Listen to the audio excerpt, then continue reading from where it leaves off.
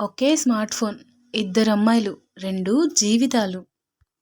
ఒక లోతైన నిజంతో ఈరోజు మన చేతిలో ఉన్న చిన్న స్క్రీన్ మన జీవితాన్ని ఎంత అందంగా మార్చగలదో మనం మాట్లాడుకుంటాం.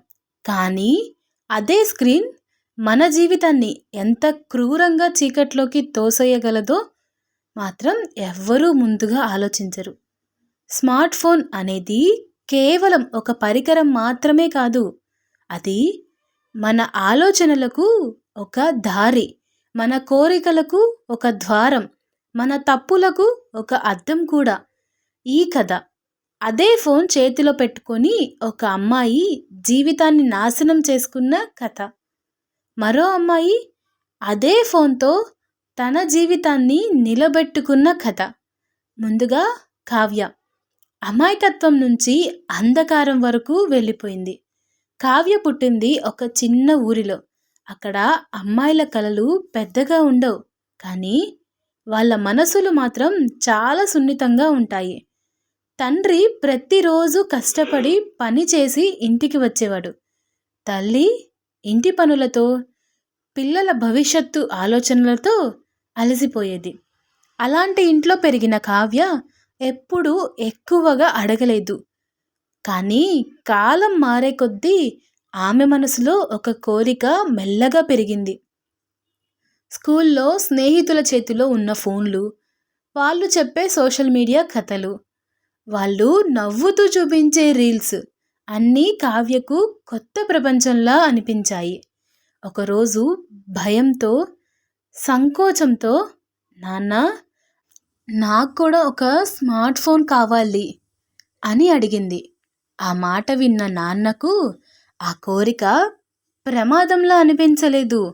కూతురు సంతోషంగా ఉంటే చాలని అనుకున్నాడు.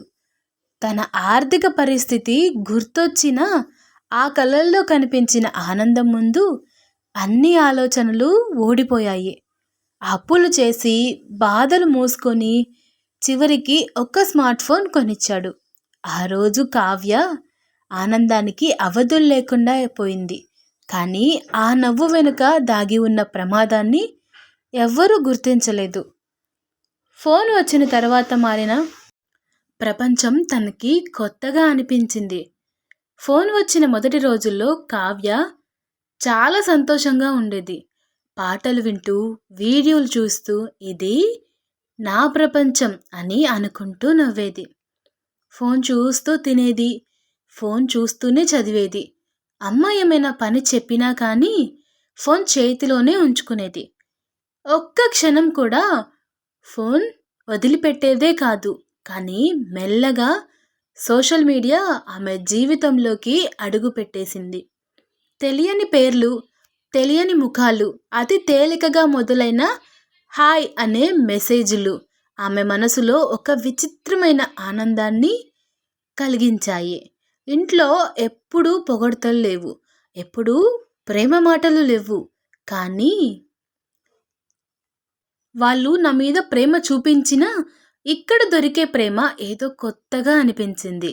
నువ్వు చాలా బాగున్నావు, నీతో మాట్లాడితే హాయిగా ఉంది అనే మాటలుండేవి. తెలియని వయసు, తెలియని కొత్తదనం. మోసపోతాను అని తెలియదు పాపం. ఆ మాటలు కావ్యకు ప్రేమలా అనిపించాయి, శ్రద్ధలా అనిపించాయి. తనని ప్రత్యేకంగా చూసే మనుషులు ఉన్నారన్న భావనను ఇచ్చాయి. అక్కడే ఆమె చేసిన మొదటి తప్పు మొదలైంది. మొదట ఒక సాధారణ ఫోటో, తర్వాత ఇంకొంచెం దగ్గరగా, తర్వాత అది ఎక్కడికి తీసుకెళ్తుందో కూడా తెలియని స్థాయికి చేరుకున్నాయి. ఆమె మనసు ఇది తప్పు అని చెప్పినా ఆ మాటలు ఆమె చెవులకు చేరేలోపే ఆ స్క్రీన్ ఆమెను పూర్తిగా కట్టేసింది. ఒకరోజు ఆ అబ్బాయి మాటలు మారాయి. ఆ మృదుత్వం పోయింది. ఆ ప్రేమ నటన తొలగిపోయింది. నీ ఫోటోలు నా దగ్గరున్నాయి, ఇంకో ఫోటో పంపకపోతే అందరికీ పంపుతాను అనే మెసేజ్లు రావడం మొదలయ్యాయి. ఆ రోజు కావ్యకు నిజంగా అర్థమైంది. ఆ ఫోన్ ఆమె స్నేహితుడు కాదు, ఆమెకు శత్రువు అని అర్థమైంది. కావ్య రోజు రోజుకి మౌనంగా మారింది. నవ్వు తగ్గిపోయింది. కళ్ళల్లో భయం పెరిగింది. తల్లి గమనించింది. ఏమైందమ్మా అని అడిగింది. కానీ కావ్య మాటలు బయటకు రాలేదు. నాన్న కనిపించింది. ఫోన్ ఎక్కువగా చూస్తుంది, చిన్నపిల్లల మాదిరిగానే అని తేలిగ్గా వదిలేశాడు.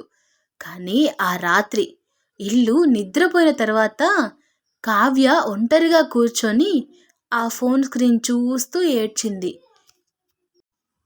ఈ ఫోన్ నా జీవితంలోకి వచ్చిన దగ్గర నుంచి నన్ను నేను మర్చిపోయాను. ఎవరో అపరిచితుడని నమ్మి ఎంత పెద్ద తప్పు చేశాను అని బాధపడింది. సరిగ్గా అప్పుడే చివరి మెసేజ్ వచ్చింది. ఇది నీ లాస్ట్ ఛాన్స్. ఫోటో పెడతావా లేకపోతే వైరల్ చేయమంటావా? ఒక్క క్లిక్ నీ పరువు మొత్తం పోతుంది అని మెసేజ్ వచ్చింది. నీకు 1 గంట మాత్రమే టైం ఇస్తున్నా, లేదంటే మరుక్షణం ఏం జరుగుతుందో తెలుసుగా అంటూ బెదిరింపులు మొదలయ్యాయి. ఆ క్షణంలో కావ్య మనసులో ఒక్క ఆలోచన మాత్రమే వచ్చింది. నేనే నా నాన్నను మోసం చేశాను. నేనే నా తల్లిని నిరాశపరిచాను. లేనిపోని గొప్పలకి పోయి నా జీవితాన్ని నాశనం చేసుకున్నాను. ఇప్పుడు నా మొహం వాళ్ళకి ఎలా చూపించాలి అని జరిగిందంతా ఒక లెటర్లో రాసి ఆ ఫోన్ చేతిలోనే ఉండగానే ఆమె జీవితం అక్కడే ముగించేసింది. ఉదయం ఇంట్లో నిశ్శబ్దం. కావ్య తలుపు తెరవని క్షణం ఆ తల్లిదండ్రుల గుండె చీలిపోయింది. ఆ ఫోన్ నేల మీద పడిపోయి ఉంది. అదే ఫోన్ నాన్న చేతిలోకి వెళ్ళినప్పుడు ఆయన చేతులు కంపించాయి. నేను కొనిచ్చిన ఫోన్ నా కూతుర్ని చంపేసిందా అనే గిల్టీ అతన్ని బ్రతికున్న శవంలా మార్చింది. తల్లి రోజు అదే మాట అడిగేదాన్ని. ఏదైనా సమస్య ఉంటే చెప్పమ్మా అని. చెప్పి ఉంటే ఏదో ఒకటి చేసేవాళ్ళం కదా అంటూ గుండెలు పగిలేలా ఏడుస్తుంది కన్నతల్లి. కానీ ఆలస్యం అప్పటికే జీవితాన్ని తీసుకుపోయింది. ఇక రెండో అమ్మాయి సౌమ్య. అదే ఫోన్, కానీ వేరే దారి. ఇంకోవైపు సౌమ్య జీవితం ఉంది. చదువు లేదు, డబ్బు లేదు, కానీ బ్రతకాలనే పట్టుదల ఉంది. ఆమె ఫోన్ కొనుక్కున్నప్పుడు అది ఆనందం కోసం కాదు, తన ఆకలిని, తన అవమానాన్ని, తన భవిష్యత్తును మార్చుకోవడానికి ఒక వారధిలా మార్చుకుంది. యూట్యూబ్ చూసి వంటలు నేర్చుకుంది, పిండి వంటలు చేసింది, పచ్చళ్ళు పెట్టింది, ఆన్లైన్లో అమ్మింది. ఒక ఆర్డర్ నుంచి వందల ఆర్డర్ల వరకు ఆ ఫోన్ ఆమె జీవితాన్ని నడిపించింది. ఒకప్పుడు తినడానికి తిండి లేని స్థితి నుంచి ఇప్పుడు కొన్ని వేల మందికి ఉపాధి కల్పించే స్థాయికి వచ్చింది. అది ఒక స్మార్ట్ ఫోన్ కారణంగానే. కావ్య చేతిలో అది భయంగా మారింది, అవమానంగా మారింది, చివరికి మరణానికి కారణమైంది. సౌమ్య చేతిలో అదే ఫోన్ ఆశగా మారింది, ఆత్మవిశ్వాసంగా మారింది, జీవితాన్ని నిలబెట్టింది, కొన్ని వేల మందికి తిండి పెట్టడానికి కారణంగా మారింది. ఫోన్ మంచిది కాదు, అలా అని చెడ్డది కూడా కాదు. మన చేతుల్లో అది ఏ ఆయుధంగా మారుతుందో మన వాడకమే నిర్ణయిస్తుంది. ఒక్క తప్పు క్లిక్ ఒక కుటుంబాన్ని శాశ్వతంగా చీకట్లోకి నెట్టేసింది.